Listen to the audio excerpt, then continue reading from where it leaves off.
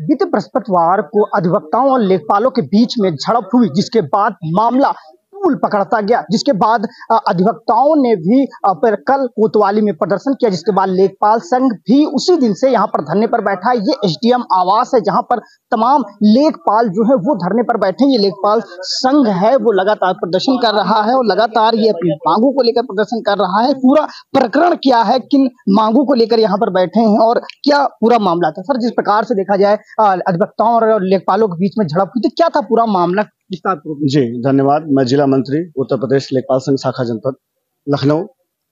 आप इस वक्त मोहनलालगंज तहसील के उप जिलाधिकारी महोदय के कैंप कार्यालय में हैं, जहां आप देख सकते हैं कि जनपद की सभी तहसीलों के पदाधिकारी व आम सदस्य उपस्थित हैं। ये घटना परसों 12 तारीख की है। तहसील परिसर में हमारा साथी लेखपाल कार्य सरकार संपादित कर रहे थे और उसी समय कुछ तथाकथित अधिवक्ता, जो कि हमने इसमें नाम दिए हैं और साथियों द्वारा, जी बिल्कुल मैं बताना चाहूंगा, जिसमें उन अधिवक्ताओं द्वारा सीधे आते ही ये आरोपित किया गया कि तुमने जो रिपोर्ट लगाई है वो मेरे मन मुताबिक नहीं लगाई गई है, जो मैंने कहा वो क्यों नहीं लिखा। और यह भी आरोप लगाया गया कि आप जांच करने क्यों गए क्षेत्र में। अब आप हमें ये बताएं कि लेखपाल की जो सेवा है, जो लोक सेवा के जो दायित्व हैं, हमें यही तो हमें दिया जाता है दायित्व कि जो भी हमारी समस्याएं आती हैं आम जनमानस की, लोगों की, सरकार की, जांच की, तो उसको जांच करने हम लोग फील्ड पे जाते हैं या यथासंभव जिस स्तर पे होता है वहां पे हम लोग जांच करते हैं और उस जांच को सही अपनी आख्या तथ्यात्मक देते हैं। अब अगर वो किसी के मन की आख्या नहीं है तो क्या उसके लिए वो मारेंगे? इस स्तर पे वो सोच आ गई है कि एक लोक सेवक को इतने निडर हो गए हैं। माननीय मुख्यमंत्री, यशस्वी उत्तर प्रदेश के मुख्यमंत्री महोदय, जो मुख्यमंत्री यही लखनऊ में, जो कि राजधानी ये यूपी का चेहरा है, जहां हम आज विश्व गुरु बनते जा रहे हैं यूपी के साथ, वहां एक लोक सेवक, एक लोक कर्मचारी के साथ जो आम जनमानस के साथ जुड़ा है, ग्राउंड लेवल पर हमारी मातृ शक्तियों को लातों से मारा पीटा गया। क्या महिलाओं को पर? जी बिल्कुल। आप देखिए, आप अभी आप बाइट ले साहब पूछ सकते हैं, महिलाएं बैठी सामने। यथार्थ है, जो हमारी FIR दर्ज थी, उस FIR को इंतजार करने के लिए 11 बजे की घटना, हमें 9 बजे हमारी FIR लिखी जाती है। और सबसे बड़ी विडंबना ये कि जो हमारे तहसील के अधिकारी दिन रात हमसे काम लेते हैं, उन अधिकारियों को इतनी फुर्सत नहीं रही कि अपनी महिला और उन पीड़ित, उन मारे हुए लेखपालों के साथ जो आज अस्पताल में भर्ती हैं, उनसे हाल तक ले लें। यही तहसील में आप सोचिए कि कितना अकल्पनीय है दृश्य। जो अधिकारी हमसे दिन रात काम लेता है, उसके एम्प्लॉय को कोई मार रहा है, बाहर का व्यक्ति, एक अराजक, वो प्रोफेशनल नहीं हो सकता, क्योंकि वो भी एक संगठन के लोग हैं और वो भी एक अधिवक्ता सम्मानित समाज का सदस्य है।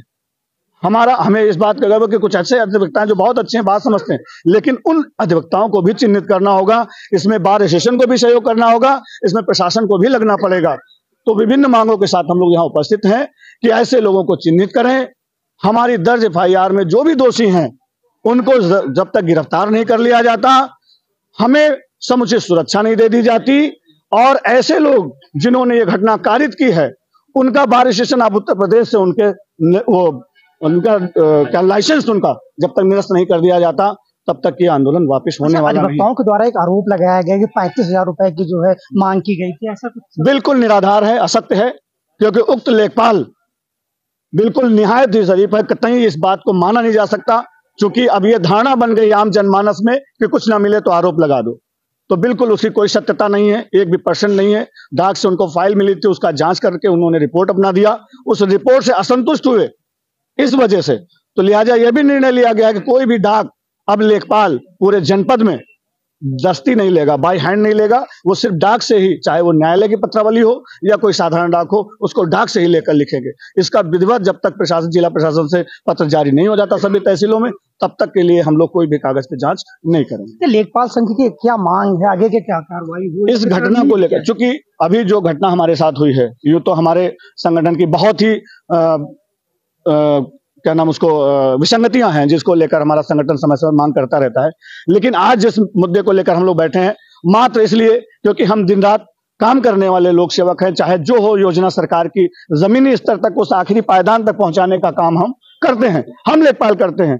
और कई बार अपने निजी संसाधनों से रात रात हम लोगों ने, जैसे माननीय प्रधानमंत्री जी की मुख्य योजना थी घरौनी, जिसमें स्वामित्व योजना जो दी गई है आबादी के अंतर्गत निवासियों को, अब आप समझिए कि उस नक्शे को फिल करना, उसके बाद रात रात हम लोगों ने, लेखपालों ने किया है और समयबद्ध तरीके से माननीय राजस्व परिषद के निर्देशों को पालन किया है, चाहे वो घरौनी का काम हो, चाहे कटौनी रियल टाइम का काम हो, या अन्य जो भी योजनाएं हो, उन सबको काम करने का काम लेखपाल कर रहे हैं दिन रात। और वो ये भी नहीं, एक लेखपाल के पास 15-15 राजस्व ग्राम 3-3 क्षेत्रों का, जबकि ये निर्धारित है शासन की तरफ से एक लेखपाल पर मैक्सिमम 3 गांव का राजस्व ग्राम, एक क्षेत्र का काम 3-3 क्षेत्रों के साथ। हम कैसे सर्वाइव कर रहे हैं, इस बात को एक बार तो कम से कम संज्ञानित होना चाहिए। जो नीचे की मशीनरी है, जिसके वजह से आज फिगर बनता है, आज यूपी लेवल पे, इंडिया लेवल पे, उस फिगर को देने वाला कौन है? ये जमीनी कर्मचारी, ये लेखपाल। इसको ध्यान तो लेना पड़ेगा ना। इसमें आपका बहुत बड़ा योगदान हमें चाहिए, क्योंकि हम लोग कुछ भी गलत नहीं मांग रहे, हम सिर्फ और सिर्फ अपने हक और सम्मान की बात कर रहे हैं, हमारे साथ हो रहे अन्याय के खिलाफ बात कर रहे हैं। हमारी कोई भी ऐसी बात नहीं जो असंवैधानिक है। हम अनुशासित कर्मचारी, अनुशासित अपने कैंपस में काम कर रहे हैं, और हमारे साथ इस तरह घटना, ये बहुत दुर्दांत घटना है, बहुत दंडनीय है। इस पर अधिकारियों को, प्रशासन को और यहाँ तक कि सरकार को बहुत ही गंभीरता से निर्णय लेना होगा, और ये जितने भी हमारे बिंदु हैं उन पर सार्थक कार्यवाही करनी ही होगी। बिल्कुल, अगर देखा जाए हमारे साथ बात करने के लिए सर, आगे की रणनीति की हम बात करें, अगर मांगे नहीं पूरी होती तो आगे की रणनीति आप लोगों की क्या है? आगे एक रणनीति ये है कि हम ये चाहेंगे कि एक प्रतिनिधि मंडल हमारा बन के जिलाधिकारी और अपर जिलाधिकारी प्रशासन को रहकर हमारी समस्याओं से अवगत कराएगा, क्योंकि जो भी समस्याएं यहाँ पर हुई उसमें मैं समझता हूँ कि उप जिलाधिकारी महोदय, तहसीलदार साहब का बड़ा रोल रहा। अगर ये लोग चाहते तो इस तरह की घटना नहीं होती, क्योंकि कोर्ट की फाइलें की पूरी जानकारी वकीलों तक कैसे पहुंची, और जब आपके लेखपाल के साथ में ये घटना हुई तो सबसे पहले आपको अपने लेखपाल साथियों को देखना चाहिए, क्योंकि हम उनके आदेश पे काम करते हैं। उसके उपरांत भी उनके द्वारा लेखपालों से ना मिलके 11 बजे ये घटना हुई और तो एसडीएम साहब तहसील छोड़ के चले गए। ये बड़ा निंदनीय है। और हमारी जो मांगे हैं 4 सूत्री, सबसे बड़ी बात यह है कि जो हम जिनको अपने तहसील का, अपने परिवार का मुखिया समझते हैं, जिनके निर्देशों के पालन में सारे कार्य करते हैं, जिनके बल से काम करते हैं, वो वही हमें एक बेसहारा छोड़ जाता है, तो ऐसे अधिकारियों के साथ हम काम नहीं कर सकते। जब तक एसडीएम तहसीलदार महोदय का यहाँ से निस्थानांतरण नहीं होता है, उनकी जगह कोई अच्छा अधिकारी नहीं आता, तब तक हम लोग यहाँ पे काम नहीं करेंगे। अच्छा, कौन सी 4 सूत्री आप लोगों की मांग? पहली तो एफआईआर की थी, एफआईआर तो हो चुकी है। दूसरी मांग हमारी थी इनकी गिरफ्तारी हो, क्योंकि ये वकील नहीं है। जो वकील हैं, जो सही मायने में वकालत का प्रोफेशन करते हैं, वो कभी विवाद नहीं करते, वो जो न्याय संगत बात करते हैं, अपना काम कराते हैं। ये वकील के रूप में छुपे हुए अराजक तत्व हैं। इनका काम है कि जमीनों के विवादित प्रकरण लेना, लेखपालों पे दबाव बा के अपने मन मुताबिक रिपोर्ट कराना, नहीं हो तो मारपीट। क्योंकि इस ग्रुप के द्वारा बार बार, क्योंकि आप वकीलों से भी बात कर सकते हैं कि केवल इन्हीं गुटों द्वारा, एक ये गुट है, इसी के द्वारा ही विवाद होता है। क्यों? क्योंकि ये अराजक तत्व हैं, ये वकील नहीं है। दूसरी हमारी मांग ये है कि इनका बार से इनका लाइसेंस निरस्त किया जाए और उप जिलाधिकारी तहसीलदार का यहाँ से स्थानांतरण किया जाए। ये हमारी 4 सूत्री मांग है। उत्तर प्रदेश लेखपाल देखा जाए तो तमाम लेखपाल हैं वो लगातार यहाँ पर धरने पर बैठे हुए हैं, और ये देखा जाए तमाम महिलाएं भी हमारे साथ बात करने के लिए। मैडम, अगर किन मांगों को लेकर आप लोग धरने पर बैठे हैं? हमारी मांगे यही है कि पहले तो जो निंदनीय घटना हुई है उसके लिए हमें न्याय चाहिए। पहले हम यहाँ पे कोई हम लोगों का इतने हम लोग ऐसे कर्मचारी हैं जो हम लोग अपने घर में तीज त्योहार, संडे सैटरडे, हम लोगों के लिए ना कोई छुट्टी है ना हम लोगों के लिए, हम लोग खुशी खुशी सब काम करते रहते हैं। सरकार के सारे काम हम निपटाते रहते हैं, करते रहते हैं। कहीं हमारा कोई चीज डिफाल्टर ना हो, कोई चीज, इतनी सारी ऑनलाइन चीजें हैं हम लोगों की, और सारी चीजें हम करते हैं। और सब कुछ करने के बाद में हम लोगों को क्या मिल रहा है? ये फल मिल रहा है कि हम लोग लात घुसे से मार खा रहे हैं। महिलाओं के साथ मारपीट की गई है। हमारी बहन सविता के साथ उन लोगों ने लातों से मारा है। इतना उन लोगों का मन बढ़ गया है। क्या हम लोगों किसी के घर की इज्जत है हम लोग? और हम लोग ये इस तरह की नौकरी करने आए हैं, हम लोग लावारिस हैं। और जो हम लोग के संरक्षण में बैठे हुए हैं, हम लोग पूरा दिन वहां पे थाने पे बैठे रहे, हमारी सारी बहनें बैठी रहीं, और कोई एक बार पूछने तक नहीं आया, कोई एक बार कहने तक नहीं आया कि आपकी पीड़ा क्या है। और वही लोग जाके हम लोगों वकीलों के साथ बैठ के एफआईआर करा रहे। इससे बड़ा दुख क्या होगा हम लोगों को? अधिकारी यहाँ पर पहुंचा था? ये हम लोगों के जिस दिन घटना हुई उस दिन कोई अधिकारी नहीं आया था। हम लोग पूरे दिन थाने पे बैठे रहे, हमारी महिला, हम लोग एक एफआईआर के लिए हम क्या काम करेंगे बताइए? पब्लिक का हम कोई आपके अकॉर्डिंग हम गलत रिपोर्ट नहीं लगा रहे हैं तो आप हमें मारेंगे? गुट बना के एक लेखपाल पे 150 वकील आके यहाँ पे मारपीट कर रहे हैं। और वो वकील नहीं है, वो वकीलों के रूप में कोट पहने हुए अराजक तत्व हैं, वो गुंडे हैं जो उनको उनके अकॉर्डिंग हम लोग अगर काम नहीं करेंगे तो वो मारपीट करेंगे। वो पहली बार नहीं किए हैं, इस बार ज्यादा हो गया है। पहले भी बहुत छोटी मोटी घटनाएं उनके द्वारा की गई, एवॉइडेबल थी, क्योंकि हम लोग सरकारी कर्मचारी हम नहीं बोल सकते हैं भाई। हमको अधिकारी भी हमारे कहेंगे अगर ये तुम लोग बिना मतलब की चीजें करते हो, चलो ठीक है, अवॉइड करते हैं, जितनी अवॉइड कर सकते हैं उतना अवॉइड करते हैं, लेकिन ये जो घटना है हम कतई नहीं अवॉइड करेंगे। और हम तब तक धरना नहीं खत्म करेंगे जब तक हमारी सारी मांगे नहीं पूरी होगी। और हमारी मांगों में सबसे पहले उनकी गिरफ्तारी, मोस्ट मांग हमारी है कि उनकी गिरफ्तारी हो, क्योंकि उनकी गिरफ्तारी नहीं होगी, आज एक बहन को मारे हैं, हमारी सारी बहनें यहाँ पे मार खाएंगी। यहाँ पे हम उनके अकॉर्डिंग काम नहीं करेंगे तो हमारी बहनें मार खाने के लिए बैठी हैं, हम कतई नहीं मार खाएंगे। और उनको हम अगर ये डिमांड नहीं पूरी हुई हम धरना नहीं खत्म करेंगे। और दूसरी डिमांड है कि हम लोगों के पूरे कैंपस में सीसीटीवी टीवी लगवाया जाए। कैमरे नहीं लगेंगे तो हम लोग सुरक्षित ही नहीं है भाई। हम क्या प्रूफ करते? अगर वो कैमरे लगे होते तो हम आज ये प्रूफ तो कर सकते कि हम लोगों की गलती क्या है। क्रॉस एफआईआर करा के आए हैं कि उन लोगों ने लूट लिया, ये कर लिया। क्या आप एक इमेजिन कर सकते हैं कि सरकारी कर्मचारी लूटने के लिए यहाँ बैठा हुआ है? वो झूठा मूठा कुछ भी लगा दे। और हमारी जो सच्ची डिमांड है वो तक एफआईआर में तक नहीं लिखी जा रही, हमारे अधिकारी तक साथ नहीं दे रहे हैं हमारे। तो हमारी ये आप माननीय मुख्यमंत्री जी जो कहते हैं कि हमारे राज्य में महिलाएं सुरक्षित हैं, और उन्होंने किया भी है, सुरक्षा के लिए सारे प्रबंध किए हैं। मैं चाहती हूँ उन तक ये बात पहुंचे कि हमारी महिला जो सबसे नीचे का कर्मचारी, जो आप वो लोग बोलते हैं कि लेखपाल के ऊपर इतनी जिम्मेदारियां हैं, वो महिलाएं हमारी मार खा रही हैं। तो आप माननीय मुख्यमंत्री जी, आप हम लोगों का संज्ञान लीजिए। जिलाधिकारी महोदय, आप हमारा संज्ञान लीजिए। हमारी महिलाएं मार खा रही हैं, मार खा के हम कतई काम नहीं कर पाएंगे। आप हमारी सुरक्षा प्रदान करिए, तब हम जाके कुछ काम करेंगे आगे। जय हिंद, जय भारत। बिल्कुल, अगर देखा जाए जिस प्रकार से जो महिला लेखपाल है उनका आरोप है कि वो तहसील में सुरक्षित महसूस नहीं कर रही हैं, और उनसे भी जानने की कोशिश करेंगे आखिर वो क्या तहसील में असुरक्षित महसूस नहीं करें। मैडम, ये जानने की कोशिश करेंगे कि आपके साथ मारपीट हुई? नहीं, मेरे साथ नहीं, लेकिन हमारी महिला साथी के साथ ऐसा। वो यहाँ पर मौजूद है? उनकी तबीयत खराब है, वो मेंटली बहुत प्रेशर में है, और 2 दिन से मतलब कि कैसे भी आ रही थी। उस दिन 11 बज गया था रिपोर्ट मतलब कि एफआईआर दर्ज होने में। वो काफी परेशान थी, कल भी आई थी, लेकिन उनसे बैठा नहीं जा रहा था, परेशान थी। तो मैंने कहा कि आप एक बार डॉक्टर दिखा लो। आज वो हॉस्पिटल गई है, हो सकता है उन्होंने वहां से ही अपनी रिपोर्ट वगैरह भेजी है। काफी परेशान, मानसिक रूप से तो बहुत ज्यादा। वो कह रही है कि आप पूरी तरीके से हाँ, एफआईआर में उनका दिया गया है, वो अपने आप को इतना असुरक्षित महसूस कर रही है। उनको लग रहा है कि क्या कब जानने की कोशिश करेंगे तहसील में महिला जो लेखपाल है क्या सुरक्षित महसूस नहीं कर रही? जी नहीं, इस तरीके के क्या कह रहे हैं? जब वो अकेली थी, ठीक, यदि उनके पास वो वीडियो क्लिप ना होती तो वो ये भी प्रूफ नहीं कर सकती हैं कि उनको वकील दौड़ा रहे हैं। तो उनके पास कोई प्रूफ ही नहीं है कि क्योंकि वो मरणासन अवस्था में रहे, उनको लेखपालों ने इतना पीट दिया कि वो उठ नहीं पाए, स्ट्रेचर पर लटके गए हैं।